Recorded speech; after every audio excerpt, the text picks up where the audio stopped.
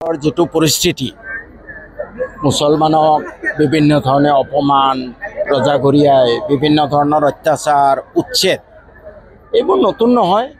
প্ৰায় 100 বছৰ হ'ল মুছলমানে এই সমস্যাবোৰৰ পৰা মুক্তি পোৱা নাই।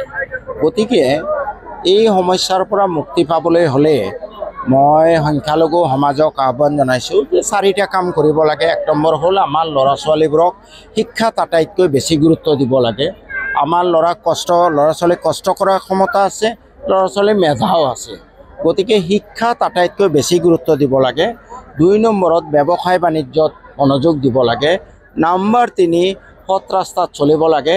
আৰু নম্বৰ 4 ৰাজনীতিটো গোটেই 5 বছৰ কৰিব নালাগে, 1 মাহ কৰিব লাগে। যদি এইখিনি কৰে তেতিয়াহ'লে এই সমাজৰ উত্তৰণ অহা 20 বছৰৰ ভিতৰত আমি লক্ষ্য কৰিম। আৰু মই এই চৰাঞ্চলত বিশেষকৈ ল'ৰা ছোৱালীৰ উৎসাহ দেখি মই খুব উজ্জীৱিত। মই কনফিডেণ্ট যে বোধহয় অহা 15-20টা বছৰৰ ভিতৰত সাংঘাতিক কিবা এটা পৰিৱৰ্তন দেখা পাম। The future will be hours, এনেকুৱা এটা ভাৱ হয়। বৰ্তমান চেঙা সমষ্টিত আপোনাক বহুত চৰ্চিত, আপুনি কোনটো সমষ্টিৰ পৰা ইলেকশ্যন খেলিব?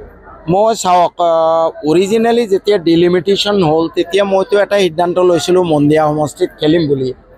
কাৰণ মোৰ বয়স হৈছে এতিয়া, বৰ বেছি চৰে চাপৰি কষ্ট কৰিবলৈ অলপ অসুবিধা হয়।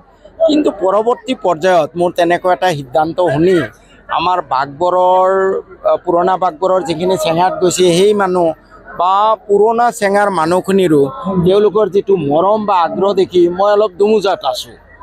বহুতে কৈ আছে 2টা সমষ্টিতে খেলিব লাগে, এনেকুৱা কথাও কৈ আছে। মই অহা জানুৱাৰীৰ ভিতৰত ইনশাল্লাহ এটা চূড়ান্ত সিদ্ধান্ত ল'ম, ৰাইজৰ লগতো অলপ আলোচনা কৰিম। আৰু মই ভাবোঁ ওপৰলাই মোক এটা শুদ্ধ পথ দেখুৱাব। মুখ্যমন্ত্ৰী মহোদয়ে কৈ আছে যে মুছলমানৰ তেওঁ যি কয় কৈ থাকক। এইটো আমাৰ মুছলমান সমাজে, সংখ্যালঘু সমাজে কাণ দিব নালাগে। পাগলে নকয় কি, ছাগলে নাখায় কি।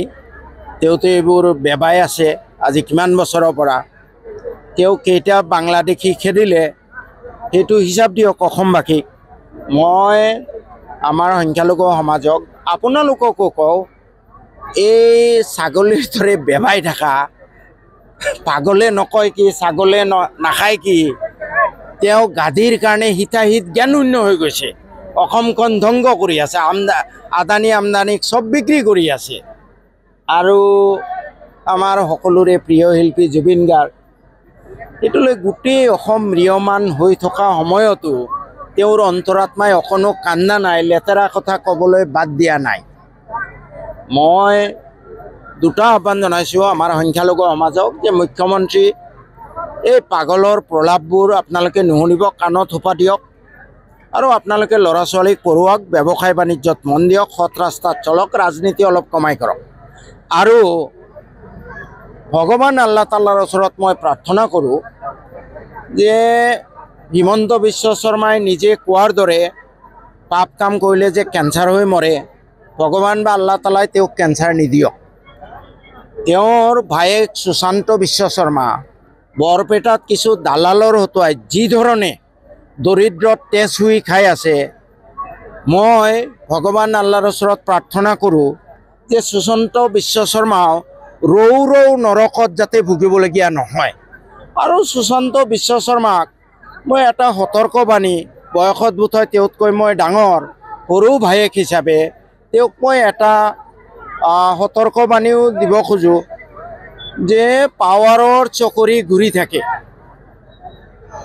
পাৱাৰৰ চকৰি ঘূৰি থাকে। না रहेगा आपका भैया राजा, ना रहेगा आपका ये पावर।